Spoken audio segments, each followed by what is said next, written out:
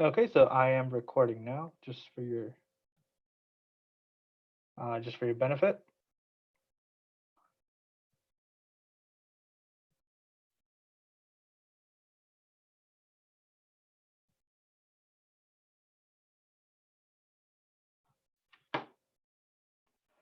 Okay, so again, hi everyone. My name is Edgar Gonzalez. I am a peer mentor at the OSC, the Onda Student Center. Here with me is Stephanie. She's also a peer mentor at the Onda Student Center. And basically today, I'm here to basically give you guys sort of an info session of, what is the Onda Student Center, what is a peer mentor, and hopefully by the end of this, you guys will want to apply to be and on the peer mentor, and that's sort of my goal. So yeah, if I can't really see the chat too well, so if you guys want to unmute, also type in the chat stuff, it'll let me know. Just let me know if you have any questions. All right, let's get started. So our mission. So basically, at the OSC, we really strive to sort of put on events, programming in the name of hopefully the success and retention of UCSB first generation college population, and as well as underrepresented student groups. That's really what we strive to do as a center, and sort of as a as a place where we want everybody to succeed, but we really do target those specific groups. Um, I myself am a first generation student. Stephanie is as well. So we definitely know how that's like, and we definitely all sort of strive to that same mission, not only as like coworkers, but sort of as a center as well. So moving on, our team. Our team is composed of what we would call peer mentors. So that's undergraduate students who work part-time as peer mentors for the center, as well as career staff. This could be graduate students, people in academia who work here full-time, and they sort of help us, help them, and help you. So help first generation students. We're all one team that strive towards the same thing, and we all work together to sort of achieve that. Our career staff, we have our incoming graduate student mentor, Araceli Garcia Gonzalez, our programs assistant, Sophie, uh, our associate director, Denise, and our assistant dean, Malapon. So that's sort of who's in charge of the OSC, and who, if you were to apply in the next coming years, that's who you would see. Some of the peer mentors come in and out, but that's more of the core of the OSC. Right. So our peer mentors, we have 8 total. There is 6 peer mentors. There's 2 lead peer mentors. What does that mean? That means that basically the 2 lead peer mentors are sort of more in charge of the organization above certain projects, while the peer mentors sort of follow the lead peer mentors sort of instruction, you could say, not really, but they set out a few guidelines like, oh, we want to have a newsletter each week detailing this, this, and this. Not only will the lead peer mentor work on that, but then the peer mentors will help, uh, in this case being Eric and Miranda, sort of achieve that goal. So that's more or less how we work. And again, yeah, that's how we work. Moving on. So I've been yapping it to you basically about peer mentor this, peer mentor that. What exactly do we do? Um, Basically, our job responsibilities are to, at the end of the day, maintain the center, but also to put on programming and such events that we, strive towards our mission. So, we assist, develop, and lead programs for workshops. We support marketing efforts, like I just said. We do some administrative tasks. Like when people come to the center, we greet them. We staff the front desk. If a student needs something, we do our best to really answer that, even if it's like nothing to do with academics per se, but like at the end of the day, we're students. People who come in the center are students. We do our absolute best to help each other out. And yeah, it doesn't matter, as said here, academic, social, financial. With the best to our knowledge and the best we can do, we really do try to help anybody who comes into the center. whether they're first generation or not, like I said before, but our programming is aimed at first generation students, so that makes sense. So this is some of the example of the programming we do. Here we have FAFSA workshop, how to do research for your essays, to repeat or not repeat, many canvas paintings, basically put on events that support you academically, but also socially, right? So I think the mini canvas painting was during, I think, finals week, I want to say. So that's more of a self-care, break away from finals, have a breath of fresh air, and really try to just because we know how it is, right? Like, we're students ourselves, we understand how stressful it can get, so we do our best to say, like, oh, if since we're going through this, we would like to have this, and then we actually do that. So that's what we try to do. We also have a thing called mentoring moments. Basically, what that means is that each peer mentor, including lead peer mentors, they have their own scheduled time for, you could say, office hours. It's a lot more informal than that, I would say, where at the end of the day, we just talk to students who come in if they need something answered. So, for example, I am a mechanical engineering major. Let's say there's a freshman mechanical engineering major who has a scheduling question, who asked me, hey, would you want to take this class over this class? What's the best way to go? We've sort of been through it. Most of us are, like third or fourth year. So we've been through those sort of core classes. So we've already been through what most of the students have been here. So we really do, again, do our best to help out in whatever way we can. And even though I give that as an example, like, you don't have to come with like any questions, like, oh, specifically academically. Like, you could do socially, how do I get involved in clubs? What clubs are there? We again do our best to support you in whatever way we can. Right. So getting down to the eligibility of actually applying. So you must be currently enrolled at UCSB as an undergraduate with a minimum GPA of 3.0 cumulative and making normal progress towards your degree. You must demonstrate cross-cultural sensitivity and be able to interact with diverse populations. Commitment to work towards diversity, equity, and social justice values. Interest in working with and assisting undergraduate students, particularly first-generation college students, underrepresented student populations, and minoritized student populations. You must have excellent interpersonal and communication skills, ability to work 5 to 10 hours per week. And I want to stop there and just say that 5 to 10 hours is, you can either work 5 or 10. I'll give you an example for me.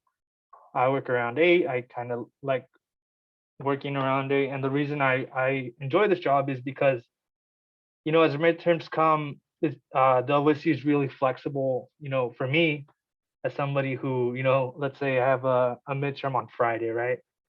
And I work on Thursday, man. I could just talk to my boss or whoever is in charge that day. Let's say it's Denise, an example, right? And I say, oh, Denise, I have a midterm on Friday. Could I potentially, work less hours or not work at all? And Denise will completely understand.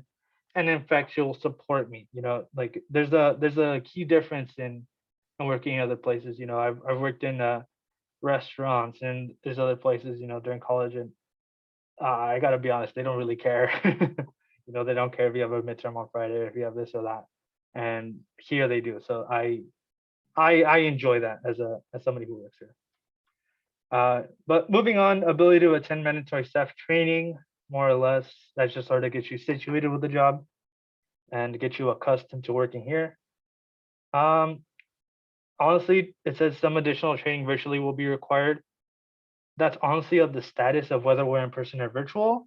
And either way, I'm pretty sure that we'll make it work. So, if the mandate is to be in virtual, we'll do it virtually. If it's in person, we'll try to give an option, but I don't want to speak too soon on that. That'll come when the time comes. So I want to give that as a disclaimer. and ability to attend weekly staff meetings. So basically, you know, to get on top of everything, make sure everybody's on the same page, we have weekly staff meetings. That's more or less what I wanted to get across. Moving on, some desired qualifications that we look for when, or I guess that Denise, Sophie, and now Araceli look for when they're, actually picking candidates is knowledge of or lived experience of the first generation student experience. Uh, Many of our peer mentors are first generations or first generation students, my bad, or they're knowledgeable about it. So, we definitely um, do hire primarily students like that. Previous experience working with or mentoring students, ability to take initiative, work independently and collaboratively. Sorry, I can't say that word.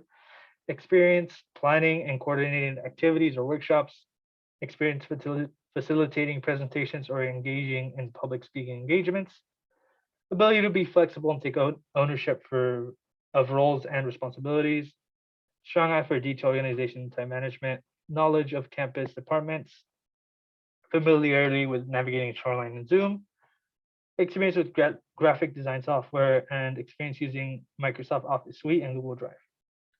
So I do want to say that while having all of these qualifications is very important, I do not want to say that you need to have all of these to apply. A common thing amongst the first generation students is that we won't even apply because we'll look at these qualifications and then say, oh, I don't know how to do any of those, and then we won't apply.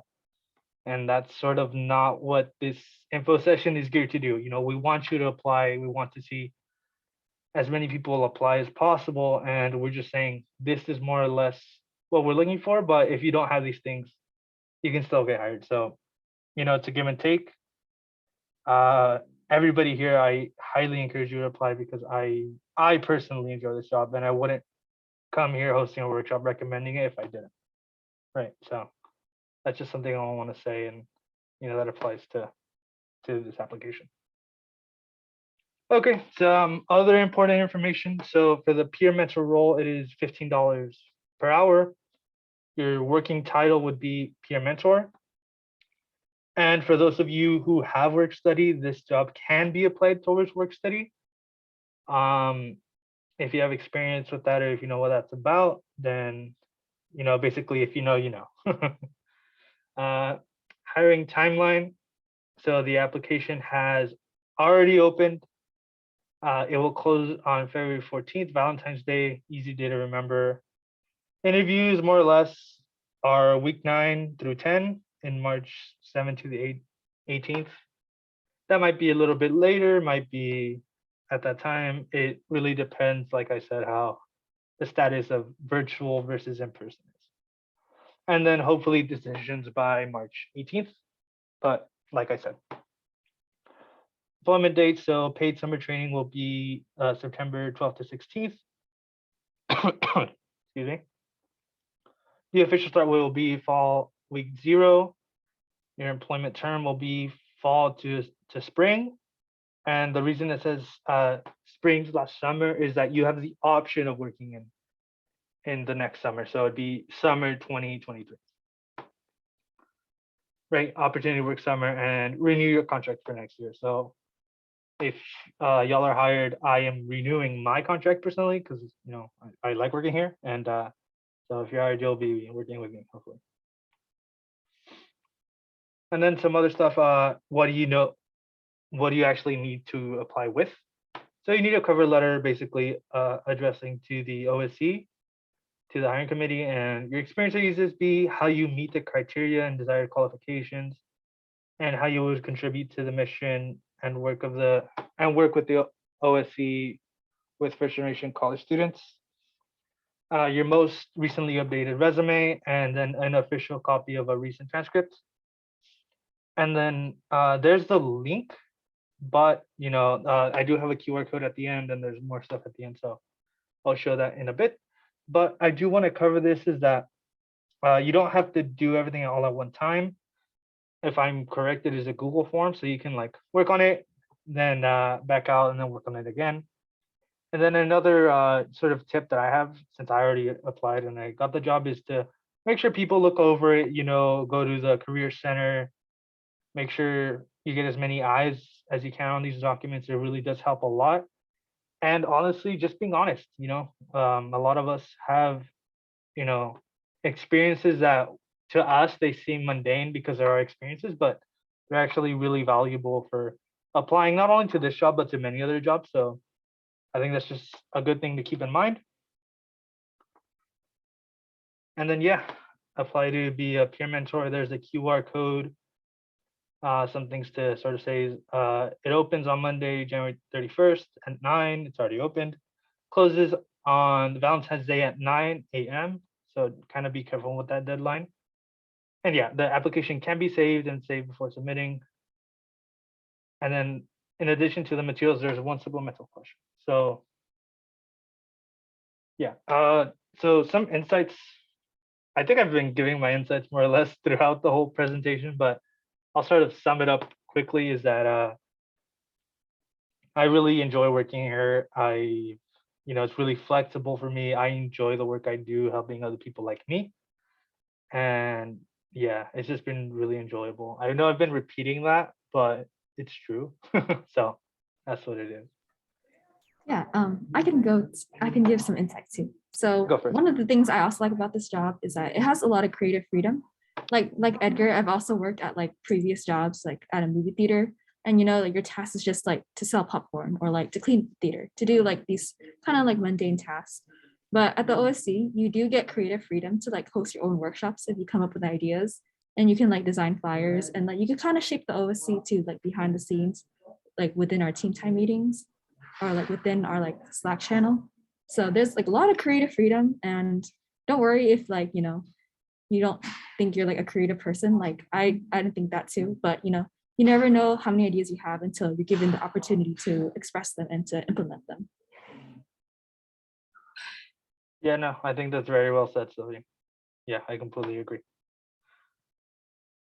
Okay, so moving on. So let's say, okay, I apply, all of my material is correct. I've had everybody look over it. I'm good. What's next? Right. So what's next is an interview with Denise, Sophie, and Araceli. And I know that sounds scary. It sounds like, all right, I'm gonna get interviewed by, the OSC team. But honestly, even though it says interview, it's more informal. At the end of the day, I think when I interviewed, it was just they wanted to get to know me and how I would look like in a work-like environment. It's very informal. I say that at the same time, come prepared. You'd be surprised how many how many things you forget about yourself when you're actually interviewing. The nerves get to you. So just, do your best, do your due diligence, but at the same time, don't stress too much about it. I kind of regret that I stressed too much over the interview. And I wish I hadn't because it wasn't that hard. Okay, moving on from that. Any questions? Um, yeah, I I'm open to questions. I'll close this really soon, but take a picture of that, save that QR code, save the link. Just make sure you do that. I'll give you guys a few more seconds, and I'll open the channel a little bit for questions, but I just really want to make sure you guys get to saving that. Okay, I'm gonna stop I have sharing. a quick question. Yes. So my GPA isn't exactly a 3.0. It's a little lower than that. Does it have to be exactly 3.0 for me to apply, or can I still apply with it being lower? So you can definitely still apply, but I think that that is definitely gonna affect the the what do you call it, the outcome. But honestly, like we're looking for people who who are driven to help put on events, do programming, do something for the first generation like population. So I highly encourage everyone to apply, even if you don't have the 3.0. But just know that like that is something we consider, I guess. As as rough as that sounds. hopefully that answered your question. Okay, I'm gonna open the chat. Oh, no questions. Okay. Do you have any questions? Not even about the application or anything, but like for me or Stephanie, we can answer a lot of these.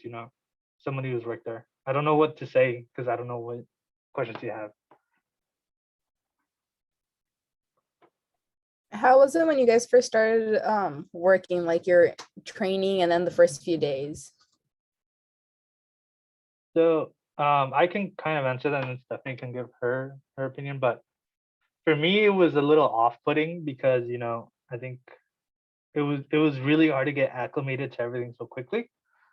But I think the part that made it the best was that like everybody knew you weren't gonna acclimate that fast to like the rhythm of the job. Not to say that it's too hard, but at the same time, it's like I'm not gonna know all the ins and outs of the job right away, right? Like certainly like a learning curve to it, right? So like, oh, you have to make this flyer this way, or oh, you have to put the logo on here like this, and little things like that. So for me, there was definitely like a learning curve, but once I mastered that curve, I really felt like I've been kind of cruising ever since. Not that I'm slacking, but I do my work and it gets done, and then I move on to the next week and it's enjoyable. So yeah, then I'll let Stephanie answer that question as well. Yeah. Sorry, I was like looking around, like, because like I'm in the center and people are like going in and out and I'm like saying hi, but that's what I was doing. But yeah, I got hired as a second year, so I felt kind of like imposter syndrome because like everyone was like older and like they had more experience. So I was just like, oh, I don't really know what I have to offer. And also, I've never been in a job where like, they take my ideas. Like, what ideas do I even have, So that took some time to adjusting to. But yeah, I think the team's like super supportive. Like we understand, like we totally understand. And like Edgar said, we know that like we won't get it right away. Like as a peer mentor, you can host workshops, but I didn't lead my own workshop until my last until spring quarter. So like fall quarter and winter quarter went by, and then I finally led an event spring quarter. So I got some time to acclimate to the job. Yeah.